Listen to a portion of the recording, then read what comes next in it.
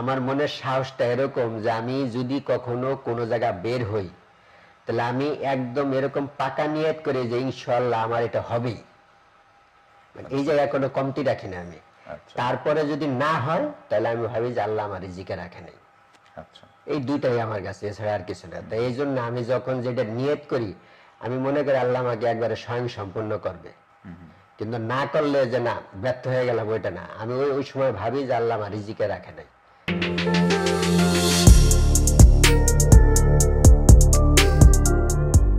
আপনি যে শুনেছিলেন আপনি বিদেশ গেলেন, মানে বিদেশ গেলেন কখন এবং কি উদ্দেশ্যে গেলেন? বিদেশ গেলাম এটা হলো আপনার গিয়া ফখরুদ্দিন ক্ষমতায় আসলো কত সালে। তাই ফখরুদ্দিন যখন ক্ষমতায় আসলো তখন আমি এক ভদ্রলোকের কাজ করি, ওনার কাছে ছিলাম। তা ওনার একটু সমস্যা সৃষ্টি হলো, যাতে আমি ওনার কাছেই থাকি। তা ভাবলাম যে হয়তো এই সমস্যাটা আমার উপরে গড়াইতে পারে, কিঞ্চিত আর কি। কিঞ্চিত, কারণ আমি যদি একজনের কাছে থাকি, আশ্রয়ে থাকি, তাহলে একটা সমস্যা মোকাবেলা করতে হলে আগে যারা ছোট আছে তাদেরকেই ধরে, তারপরে বড় পর্যন্ত যায় পৌঁছায়। তো এই জন্য আর কি আমার মনে হলো যে আমিও যদি একটু এদিকে সরে যাই তাহলে আমার জন্য ভালো হবে। এই জন্য আর কি আমার বিদেশ যাওয়ার একটা ইচ্ছা জাগলো। তারপরে বিদেশে চলে গেলাম। বিদেশে যাওয়ার মধ্যে আপনার গিয়ে যেই রামপুরের টিভি সেন্টারে এই জায়গায় যে Abdul Razzak school and college আছে, তা ওই ভদ্রলোক আমাকে ওই জায়গায় একটা কাজ পাওয়াই দিছিল। ওই জায়গার কাজটা শেষ করলাম। শেষ করার পরে ওই জায়গায় কিছু বিল বাকি ছিল আমাকে, তা বিলটা জমা দিলাম। জমা দেওয়ার পরে আমার বিলটা দিল না। উনি বললো যে 2 মাস পরে বিল পাবেন। মানে আরো কাজের জন্য বলছিল আমাকে, কিন্তু আমি কাজটা করি নাই। আমার একটু মনে রাখছিল, এই জন্য কাজটা করি নাই। তা সে আমার বিলটা দিল না। আর এদিকেও আমি বিদেশ যাব কাউকে কখনো বলি নাই। এরকম ভাবে মনের মধ্যে রাখছি যে যদি আল্লাহ ভাগ্যে রাখে তাহলে একদিন ক্যাব ফ্লাইট হবে, চলে যাব। আর যদি না রাখে, আমি একজনকে বললাম আমি বিদেশ যাব, যাইতে পারলাম না, তখন আমি ছোট হয়ে যাব। কারণ এমনি এটা আমার এরকম সাধ্য নাই। তা আমি সাধ্য নাই দেখেই কাউকে বলি নাই। যদি সাধ্য থাকতো তাহলে হয়তো আরো 5 জনের মতন মনে আনন্দ নিয়ে 5 জনকে বলতাম যে আমি বিদেশ চলে যাব।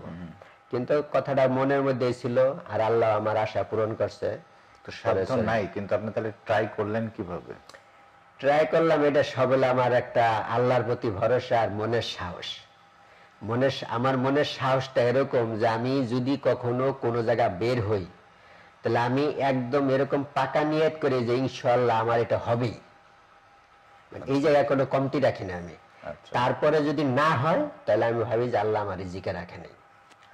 এই দুইটাই আমার কাছে, এছাড়া আর কিছু না। তাই এই জন্য আমি যখন যেটা নিয়ত করি আমি মনে করি আল্লাহ আমাকে একবারে স্বয়ং সম্পূর্ণ করবে, কিন্তু না করলে যে না ব্যর্থ হয়ে গেলাম ওইটা না। আমি ওই সময় ভাবি যে আল্লাহ আমার রিজিকে রাখে নাই। তো এই জন্যই আল্লাহ মনে করেন যে, কারণ আমি কারো কাছে এরকম ছিলাম, আমার ফ্যামিলিতে এরকম যে আমি কারো কাছে যাই যে 10 টাকা চাবো, আমাকে তো দিবে না। কারণ আমার আপন জনও তো আমাকে দেয় না। আর আপন জনের মধ্যে এরকম কেউ নাই যে আমাকে সাহায্য করবে, এরকম কেউ নাই। তাই জন্য কারো কাছে বলবো পরে একটা রহস্যকার হয়ে যাবে, যাইতে পারবো না, একটা নিজে একটা লজ্জা পাবো। এই জন্য জিনিসটা লুকিয়ে রাখছি। তা যখন আমি কাজে যাই তখন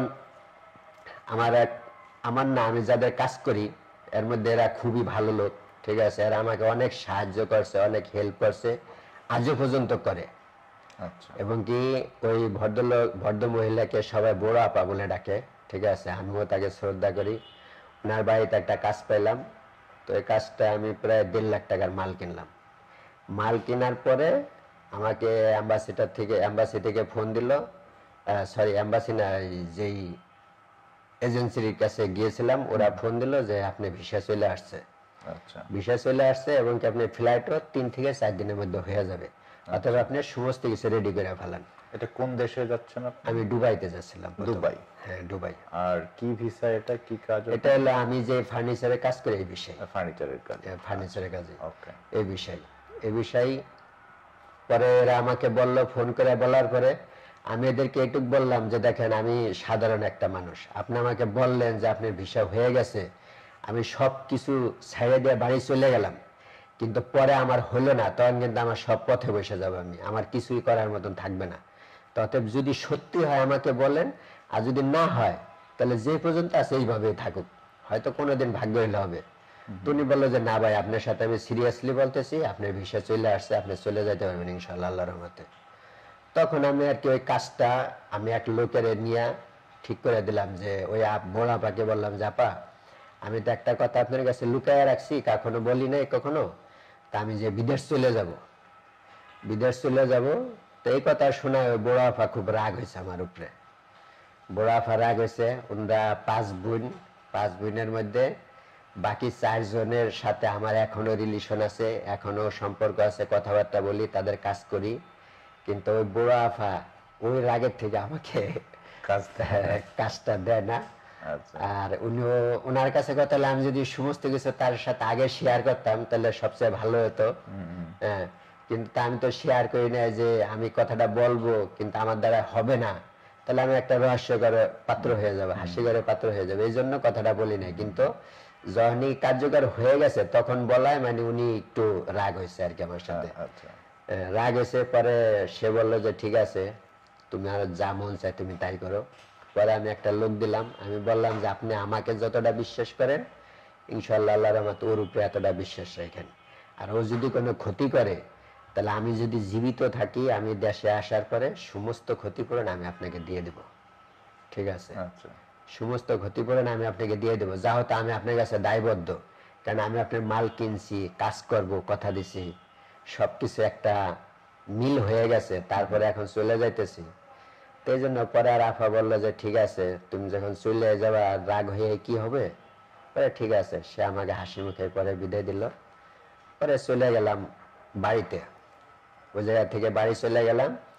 বাড়িতে আমার আবার 2-3 বিঘা জমি রাখা আছিল মার্কিস, মানে আমাদের এলাকায় একটা সিস্টেম আছে যে আপনার জমি আছে কিন্তু আপনার টাকার দরকার, আপনি একটা পরিমাণ আমাকে বললেন যে আমাকে 50,000 টাকা দাও, বিনিময়ে জমিটা তোমার কাছে থাকবে। তো এরকম ভাবে আর কি সে এরকম 3 বিঘা জমি আমার রাখা ছিল। আমি বাড়িতে যাই কাউকে বলি নাই যে আমার ফ্লাইট হবে আমি চলে যাব। আমি যে জমি তোলে গম ছিল, আমার গম ছিল, গম কাটতেছি, এর মধ্যে একজন আমার মামা খবর পাঠাইছে, আমার মামা খবর পাঠাইছে যেমন এমন হানিফের ফ্লাইট ডেট। ঠিক আছে, ওই খবর নিয়ে আসছে। আমি ওই ক্ষেতের থেকেই মানে ওই জায়গার থেকে খেতে তখন গম কাটতেছে, তখন আমাকে যা বললো, বলার পর ওই জায়গার থেকে চলে আসলাম ঢাকা। ঢাকা যা আসছি শুধু আমার মা জানে আর আমার এই মামা জানে যে আমার ফ্লাইট হবে, এছাড়া আর কেউ জানে না। এছাড়া আর কেউ জানে না। এরপরে তো মনে করেন যে ফ্লাইটের যেদিনকে নাকি আমি এয়ারপোর্ট গেছি, ওই দিনে সবচেয়ে আমার একটা হাসিও লাগছে, একটা দুঃখও লাগছে। মানে আমি যে জিনিসটারে ভয় পাইতাম যে আমার জীবনে যদি আমি স্বপ্নটা দেখছি যদি না হয় তাহলে আমার মানে একটা উপহাসের পাত্র হয়ে যাব। একটা ছেলে আমাকে দেখে হাসতেছে আর বলতেছে, এই লোক মনে হেলিকপ্টারে বিদেশে যাবে। ঠিক আছে, মানে আমি যে জিনিসটারে ভয় পেতাম যে আমার যদি জীবনে বিদেশে যাওয়া না হয় তাহলে মানুষ আমাকে খারাপ বলবে, হয়তো আমি কিন্তু সত্যিকারের চেষ্টা করছি, টাকা দিছি তাদেরকে, টাকা দিছি, কিন্তু সে তো এটা বুঝবে না। সে বুঝবে যে টাকা দিছিলেন তখন তাকে আমি 1,71,000 টাকা দিছি। 1,71,000 টাকা দিছি, কিন্তু আমার টোটালি 1,72,000 টাকা লাগছে।